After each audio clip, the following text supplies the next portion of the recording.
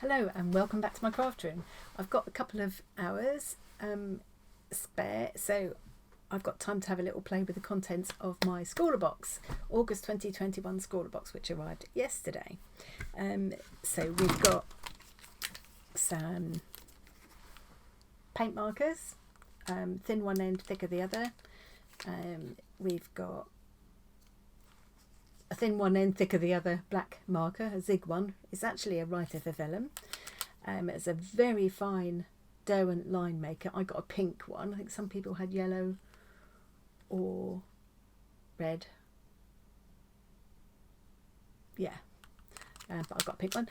And a Signo white Uniball pen. These are brilliant. Love these. Used these before. Haven't used any of these before. So I had a little unboxing and a quick scribble with them yesterday. Today, because I've got a couple of hours clear, I thought I'd have a go at the challenge. Now the challenge, it's quite a tough one for me. I went to sleep thinking about it last night, got the old cogs turning because I knew I was going to struggle a bit with this one, and I had some really weird dreams. Anyway, so the challenge is digital dystopia. I had all sorts of ideas about this. What I'm going to do is jump in, put you on desk cam and speed through my process. I've already sketched out. We also in the box got some got 3 pieces of quite thick board. So I've used one of them. I don't like working this small really, but I thought I'll try and just use what's in the box because to meet the challenge you should really only use what's in the box. So I've sketched out my idea and I actually drew all that. I want it to look a little bit pixelated, at least in parts. So I used, just to make it easy on myself, I used a tea ruler, a really grubby looking tea ruler. It's got glue and stuff all over it. So actually it wasn't too laborious to do that. And I found on Unsplash, I found a couple of photo references. So I've used this one mainly for the image and embellished it a little bit, and this one is going to be largely about the lighting and colours, because we don't have any kind of flesh colours or anything in here. So I was also partially inspired by this month's featured artist. There's some examples of his work. Capasso, a German street artist. Very exciting. I don't know, I'm going to come out with anything that that good or that cool. But anyway, I'm going to give it my best shot. I've had a little bit of an experiment and actually found that, I've just found a beading needle sitting there. Is that what it is? Oh no, it's a pencil lead. Oh. Look at that. What's it doing there? I've got a rough idea of where I want to go with this. We'll see how it turns out. I will speed through it and probably do a bit of waffle over the top.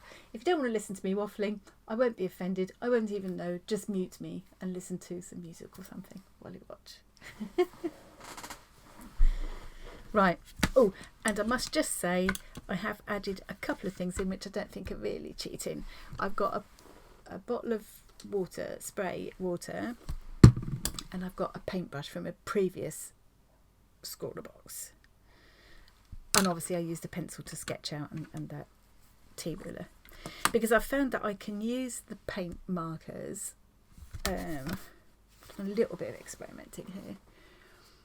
I can use them, if I scribble them out on my glass mat first, I guess you could do the same on a palette or a bit of plastic or something.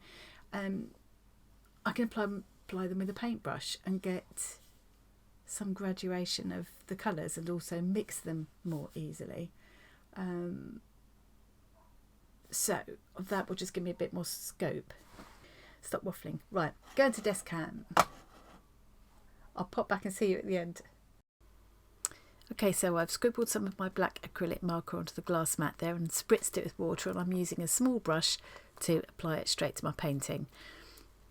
Starting off with the VR headset there.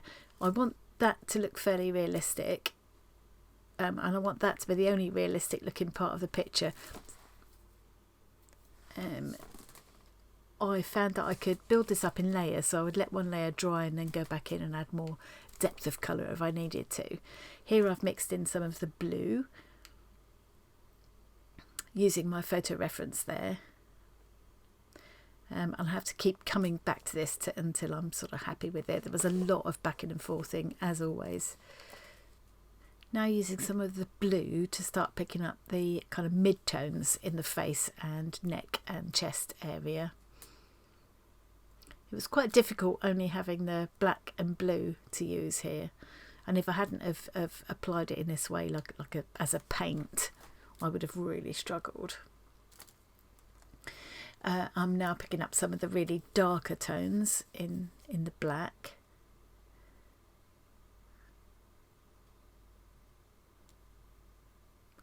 And the good thing is that you can let them dry and then you can go over the top with these, as you can with any acrylic paint.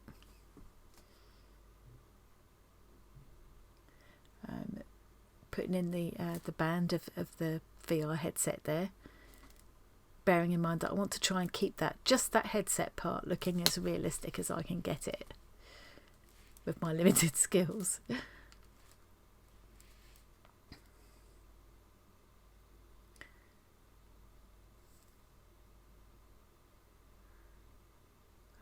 Using the marker directly to the picture there to add some definition and line work, and then back to the paintbrush again. I think this is all going to be fairly self-explanatory now, so I'm going to put some music on and leave this speeding through, and I'll see you in a minute.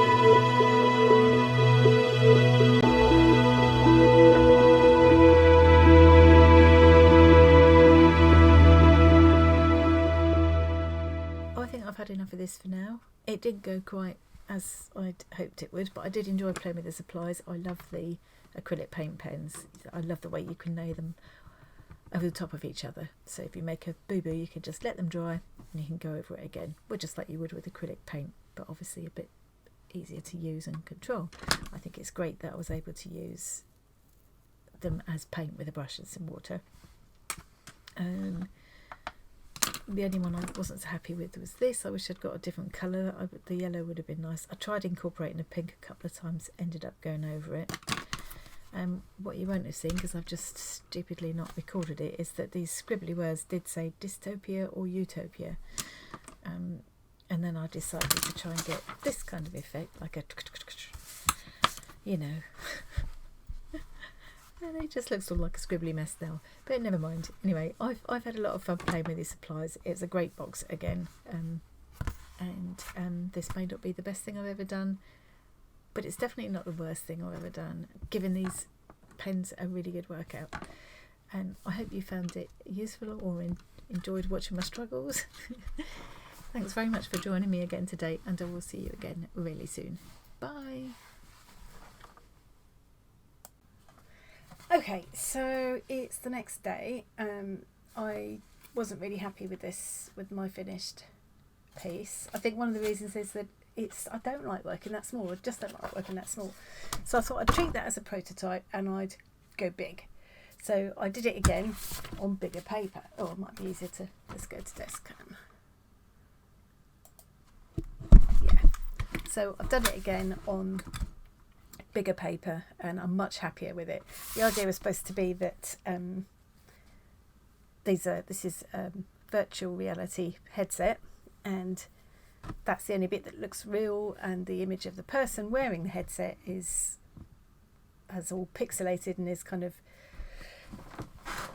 floating away a bit. The words say Utopia or Dystopia, and yeah, I was just sort of thinking about those kind of questions about how, don't get me wrong, the internet's a wonderful thing and I would not be without my PC for a minute.